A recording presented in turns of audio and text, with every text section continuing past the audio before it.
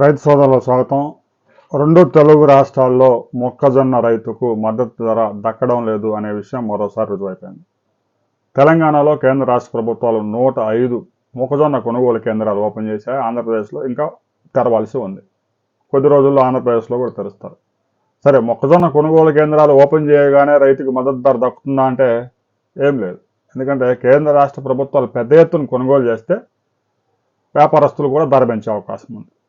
కేవలం బ్యానర్లు కట్టి కొనుగోలు కేంద్రం, మొక్కజొన్న కొనుగోలు కేంద్రం అని బ్యానర్లు పెట్టి వదిలేయడం వల్ల ఉపయోగం లేదు.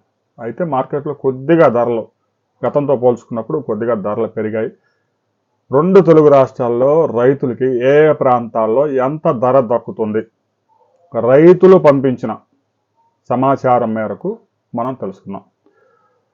పల్నాడు జిల్లా రెండుచింతల్లో క్వింటా 1600 రూపాయలు కొనుగోలు చేస్తున్నారు, అత్యంత తక్కువ ధర.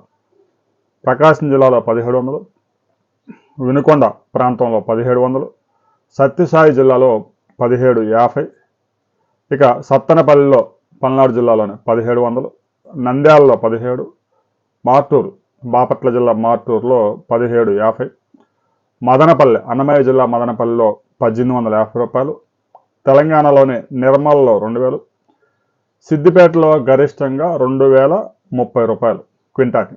ఇక శ్రీకాకుళం జిల్లాలో 1850 రూపాయలు క్వింటా. అయితే రైతు నేరుగా పౌల్ట్రీ దగ్గరకి చేర్చే బాధ్యత కూడా రైతుదే. అంటే రైతుకి ఇంకా దాంట్లో క్వింటాకు ఒక 50 రూపాయల నుంచి 100 రూపాయల వరకు ఖర్చులు ఉంటాయి. ఈ విధంగా ఎక్కడా కూడా 2400 రూపాయల ధర దక్కిన దాఖలాలు. రెండు తెలుగు రాష్ట్రాల్లో విపరీతమైన ఎండలు, ధాన్యంలో తేమ ఉంటుంది అనుకోవడానికి వీలేదు.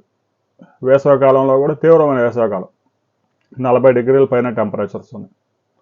వడగళ్ళు వర్షాలు కురుస్తున్న దాఖలాలు కూడా లేవు.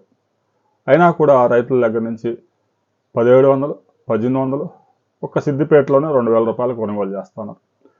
రైతు సోదరులు, మీకు ఎవరికైనా కేంద్ర ప్రభుత్వం, రాష్ట్ర ప్రభుత్వం ఎంఎస్పి మినిమం సపోర్ట్ ప్రైస్ 2400 రూపాయల ధర దక్కిందా లేదా అనే విషయాన్ని ప్రతి రైతు కామెంట్ చేయండి.